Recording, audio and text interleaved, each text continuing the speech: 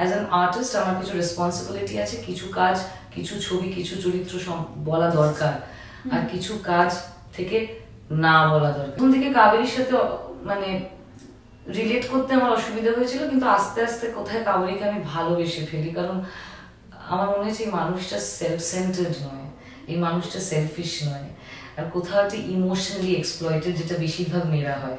আমার একটা জিনিস মনে হয় যে নর্মালাইজ করছে কথাটা বললে, তার কারণ patriarchy is very deep rooted in us. Hello, welcome to IWM বাস। আমি রয়েছি SVF এর অফিসে, এবং কার সঙ্গে রয়েছে আলাদা করে বলে দিতে হবে না নিশ্চয়। আমি রয়েছি পাউলিদির সঙ্গে, পাউলি দাম। আর কেন রয়েছি? Because of her upcoming project Kaveri.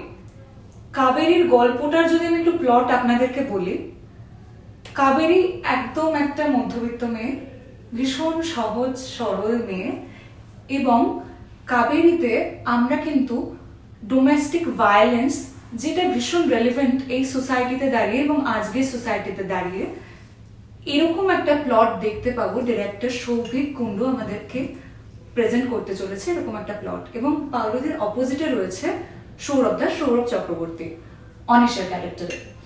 তো পাউলিদি, তোমাকে আমরা এর আগে ভীষণ বোল্ড, ভীষণ কারেজিয়াস বিভিন্ন ক্যারেক্টারে দেখেছি। এই যে এরকম একটা সহজ সরল সাদামাটা মেয়ে, তার উপরে দীর্ঘদিন ধরে ভায়োলেন্স হচ্ছে, এবং সে, আমি এর আগে ইন্টারভিউ করছিলাম সৌরভদার এবং সৌভিকদার, তারা বলছে যে কাবেরী কিন্তু ভালোবাসে অনিশকে।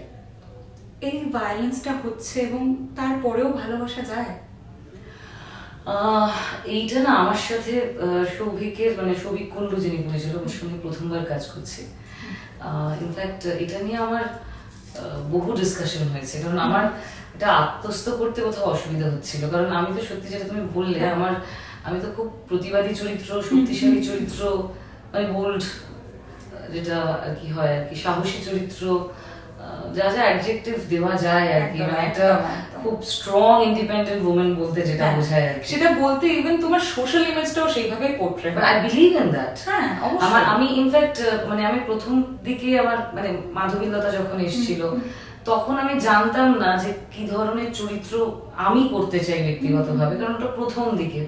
আস্তে আস্তে যখন দেখলাম আমার কাছে এই ধরনের চরিত্র, মানে প্রতিবাদী, শক্তিশালী, এই ধরনের চরিত্র অনেক বেশি আসছে, কোথাও একটা আমারও কনসিয়াস ডিসিশন হয়েছিল যে না, আমি চরিত্রের, মানে আমি মেয়েদের কথা বলতে চাই।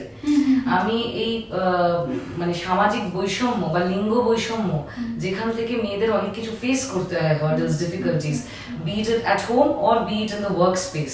হ্যাঁ, তো সেই ধরো উইমেন এম্পাওয়ারমেন্টের কথা যে আমি বলতে চাই, আমি সেই ধরনের মানুষদের কথাই বেশি করে বলতে চেয়েছি। মানে আমি কি বলবো, ট্যাবুজ অফ দ্য সোসাইটি, যেটাকে নর্মালাইজ করে দেয় মেয়েরা বা ছেলেরাও বলবো সবাই।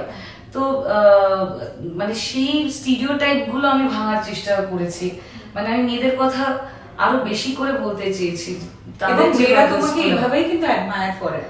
থ্যাংক ইউ, বিকজ আমার ওটাই উদ্দেশ্য ছিল। আর মানে আমি তো একজন অ্যাক্টিভিস্টই, আমি একজন অভিনেত্রী, তো আমার মানে আমার কি বলবো, আর্ট ফর্ম, মানে যেটা সিনেমা বা যেটা সিরিজ, সেই তার মাধ্যমেই আমি আমার প্রতিবাদ, প্রতিশোধ, প্রতিরোধ, আমার বক্তব্য, আমার বার্তা, আমার অভিমান, রাগ, দুঃখ, আনন্দ সবকিছু এর মাধ্যমে শেয়ার করতে পারি, মানে সেটাই।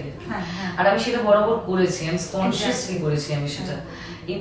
মানে এইবার যখন এই চরিত্রটা কাবেরী, কাট টু 2024, কাবেরী যখন আমার কাছে সৌভিক বলল, আমার মানে অদ্ভুত মনে হয়েছিল যে আজকের দিনে দাঁড়িয়ে একটা মেয়ে যে ডোমেস্টিক ভায়োলেন্সের শিকার হবে, মানে গার্হস্থ্য হিংসার যে শিকার, সে একজন শিক্ষিত মেয়ে, সে অঙ্কের টিচার, তার কেন প্রতিবাদের ভাষা থাকবে না? আমি মানছি ভাষা আলাদা আলাদা হয়, প্রতিবাদের ভাষা সবার একরকম হয় না, কিন্তু কিছুই হবে না, কিছুই বলবে না, এরকম একটা মানে সে কি একটা চরিত্র, একটু আন্ডার কনফিডেন্ট একটা ক্যারেক্টার, বা সে কেন কোনো কথা তার বলতে পারবে না? হাজবেন্ড মানেই কি সব মেনে নেবো, বা যা বলছে মেনে নেবো, পরিবারের কথা ভেবে কেন, মানে why isn't she speaking her heart out. এটা কিন্তু সোসাইটিতে এক্স্যাক্টলি হয়।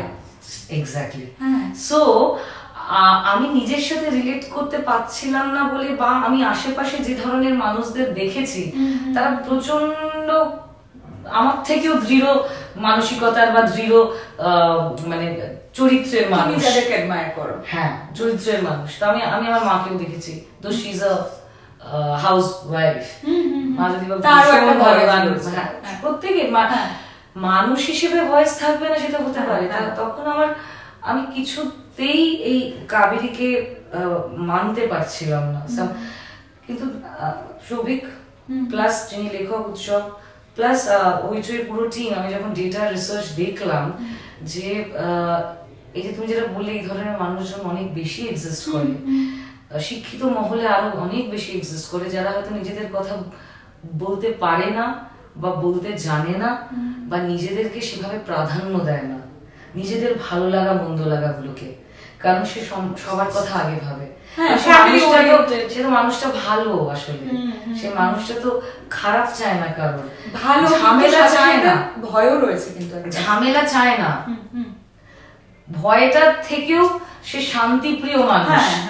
লেটস বি, মানে বিভিন্ন পার্সপেক্টিভ হয়তো শান্তি, সে সমস্যা চায় না, কেওস চায় না, সেই কারণে হয়তো সে কথাগুলো বলতে পারে না।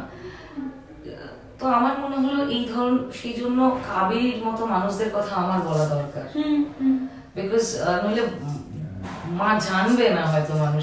তুমি একজন টিচারের ক্যারেক্টার করেছো, এবং অনিশ মানে সৌরভদা তোমার হাজবেন্ড, যে কিনা ভায়োলেন্সটা করছে, ডোমেস্টিক ভায়োলেন্সটা করছে, সে কিন্তু একজন পুলিশের ক্যারেক্টার করছে, একজন ভীষণ ফেয়ারফুল, আর একজন যে ভায়োলেন্সটা করছে সেটাকে সে নর্মালাইজ করে চলেছে।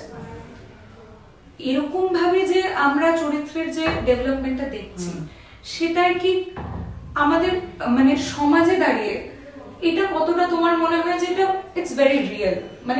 মানে পুলিশের ভায়োলেন্স করছে, ইজ ইট রিয়েল? হ্যাঁ, আজকে অনিশ পুলিশ না হয়ে সে একজন শিক্ষক হতে পারতো, ইট ডাজন্ট ম্যাটার মানে সে পুলিশ অফিসার, সে ইঞ্জিনিয়ার হতে পারতো হয়তো।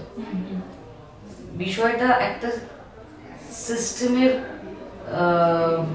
অপারেশন, আর একটা হচ্ছে ইন্ডিপেন্ডেন্টলি ইন্ডিভিজুয়াল অপারেশন। সেই যে ব্যক্তি যিনি অপারেশন করছেন, যিনি নির্যাতন করছেন, তিনি যে কোনো প্রফেশনাল হতে পারে, আর যে নির্যাতিতা সেও যে কোনো প্রফেশনাল হতে পারে, বা হাউস হেল্পও হতে, মানে হোম মেকারও হতে পারে, মানে হুইচেভার প্রফেশন। আমার একটা জিনিস মনে হয় যে নর্মালাইজ করছে কথাটা বললে, তার কারণ patriarchy is very deep rooted in us. মানে ছেলেটা বড় ছোট থেকেই দেখে আসছে, তার মাও হয়তো সেটা ফেস করেছে, সে তার ওয়াইফের সাথেও সেটা নরমাল হয়ে গেছে। মানে এটা যে একেবারে ভুল অন্যায়, সেটা তার মানে তার ভাবনা চিন্তার মধ্যেই নেই, মানে তার মাইন্ডসেটের মধ্যেই নেই। এটা বিকৃত মানসিকতার যে প্রকাশ আমরা বিভিন্ন মানে এবং সমাজের মানসিকতার প্র্যাকটিস বাড়ির মধ্যে, because it's a habit, it's in the system, আমরা মেনে নিয়েছি এগুলো। একদম একদম, মানে ওইখানে মেয়েরাও যেরকম মেনে নিচ্ছে, ছেলেরাও তো জানে সেটা করে যায়, মানে মেনে নিচ্ছে বলে হয়ে যাচ্ছে আর কি। মানে আমরা প্রতিবাদটা করি না বলেই, করছি না বলেই তো মেনে নেওয়াটা মনে হচ্ছে তাদের নর্মালাইজ হয়ে যাচ্ছে। ওখানে আমার একটু টাসলটা ছিল নিজের সঙ্গে, কারণ আমার সবসময় মনে হতো যে কাবেরী এত ডোসাইল, এত টিমিড, এত শেকি, মানে কেন প্রথম দিনে একটা কিক বক্সিং এ বেরিয়ে যাচ্ছে না, বাট তাহলে গল্পটা তৈরি হয়। প্রথম দিকে কাবেরীর সাথে মানে রিলেট করতে আমার অসুবিধা হয়েছিল, কিন্তু আস্তে আস্তে কোথায় কাবেরীকে আমি ভালোবেসে ফেলি, কারণ আমার মনে হচ্ছে এই মানুষটা সেলফ সেন্টার্ড নয়, এই মানুষটা সেলফিশ নয়, আর কোথাও একটা ইমোশনালি এক্সপ্লয়েটেড, যেটা বেশিরভাগ মেয়েরা হয়।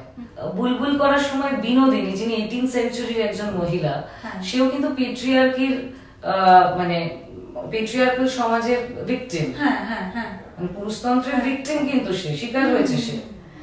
কিন্তু সেই সময় দাঁড়িয়ে হয়তো সার্ভাইভালের জন্য সে বলেছিল চুপ রেহনা, কিন্তু আজকে কি কাবেরী বলবে চুপ রেহনা?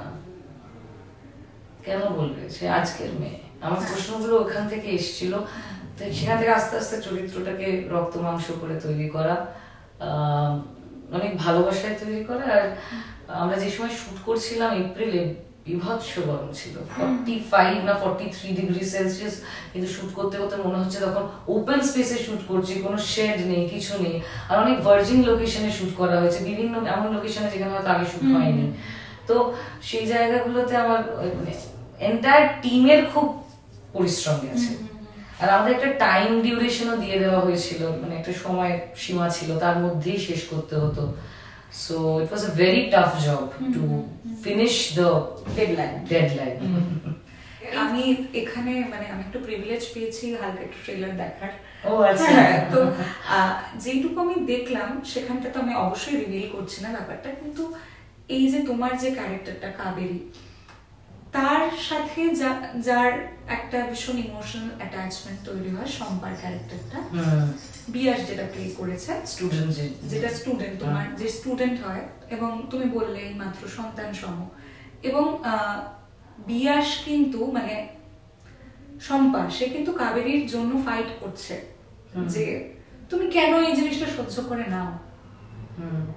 কোথাও গিয়ে তোমার কি মনে হয় যে উইমেন empowering women, yes, সোসাইটির এটা কতটা নিড রয়েছে?